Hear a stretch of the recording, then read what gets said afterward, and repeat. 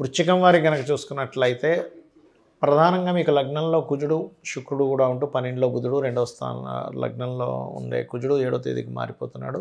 7వ తేదీ నుంచి బుధుడు లగ్నంలోకి వస్తున్నాడు. అదేవిధంగా చతుర్థ రాహువు, దశమ కేతువు, 5వ స్థానంలో శని, 8వ స్థానంలో గురువు ఉన్నాడు. అయితే ఈ యొక్క విషయాల్ని చెప్తుంది నేనైనప్పటికీ కూడా చెప్పిస్తుంది సాక్షాత్ లలిత అమ్మవారిగా భావిస్తూ మొట్టమొదటిగా లగ్నంలో ఎప్పుడైతే కుజుడు ఉన్నాడో ఫస్ట్ వీక్ స్ట్రాంగ్గా కొన్ని డెసిషన్స్ తీసుకుంటారు. అందులో ప్రధానంగా మీరు ఉద్యోగ సంబంధించిన విషయంలో మరింత కొన్ని ఎలా అంటే అయ్య బాబు ఇలాంటి నిర్ణయం తీసుకున్నామేమిటనేటువంటి లక్షణాలు ఉంటాయి.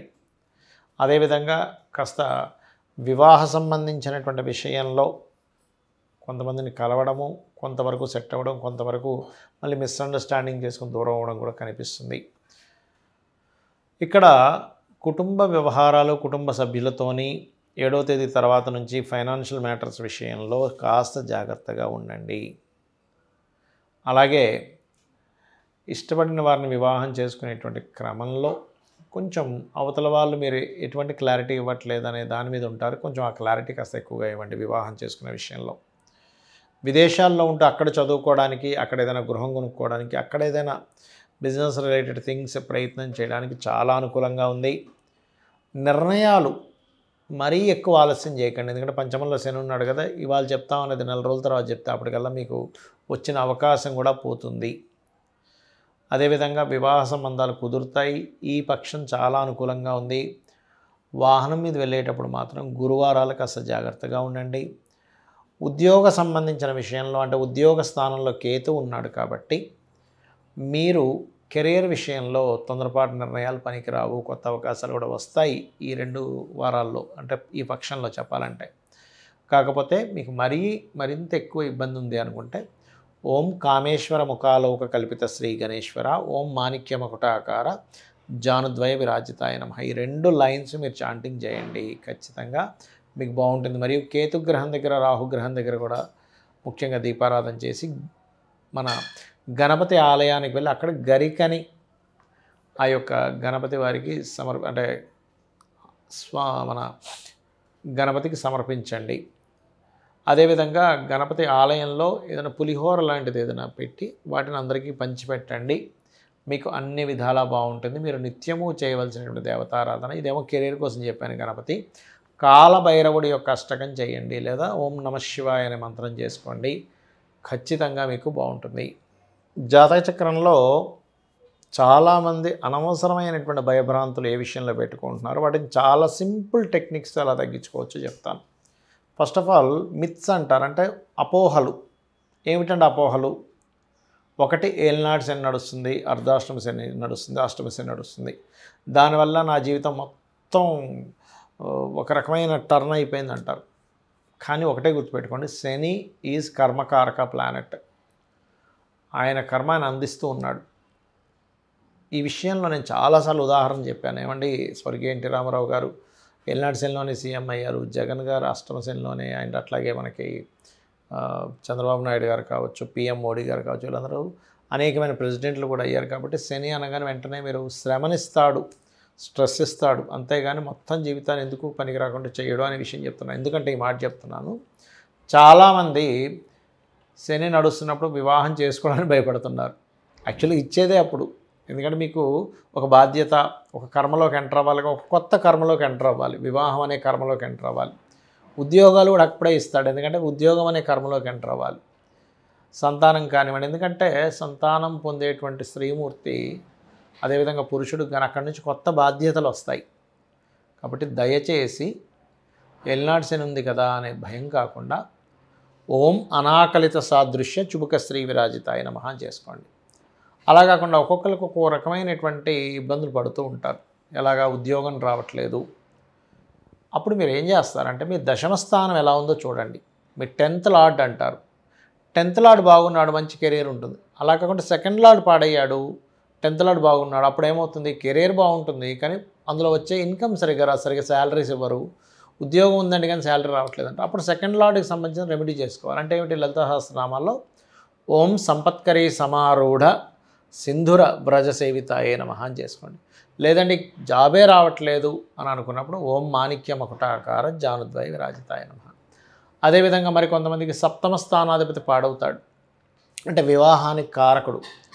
ఆ రకంగా సప్తమాధిపతి పాడైనా, లేదు శుక్రుడు పాడైనా, కుజుడు పాడైనా వివాహ సంబంధించిన విషయంలో అనేకమైనటువంటి ఒడిదుడుకులు మీకు ఎదుర్కొంటూ ఉంటారు.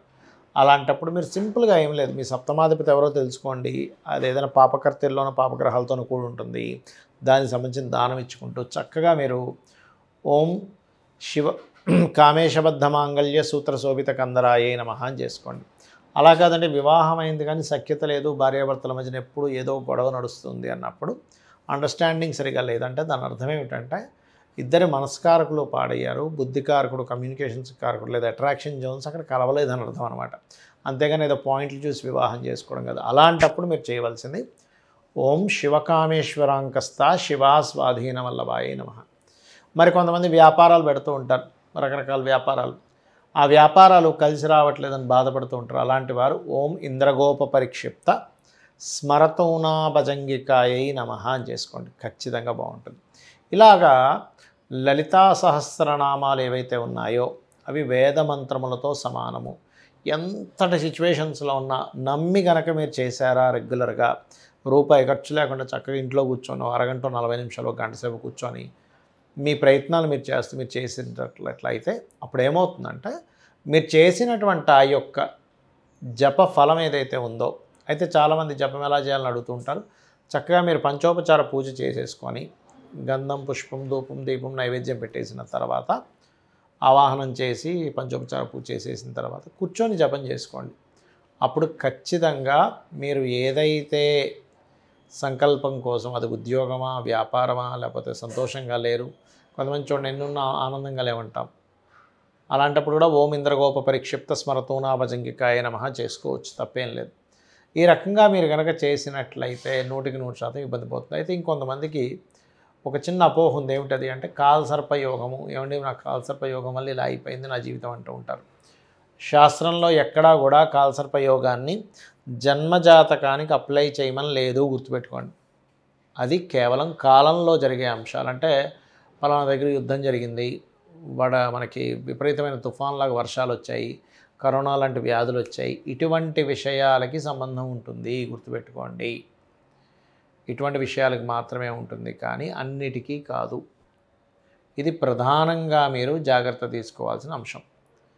అదేవిధంగా మరొక విషయం ఏంటంటే ఇక్కడ ఒకవేళ సరే మీకు అదే మనసులో లాగుతుంది, కాలసర్ప యోగం వల్లే అవుతుందేమో అని సింపుల్ టెక్నిక్స్.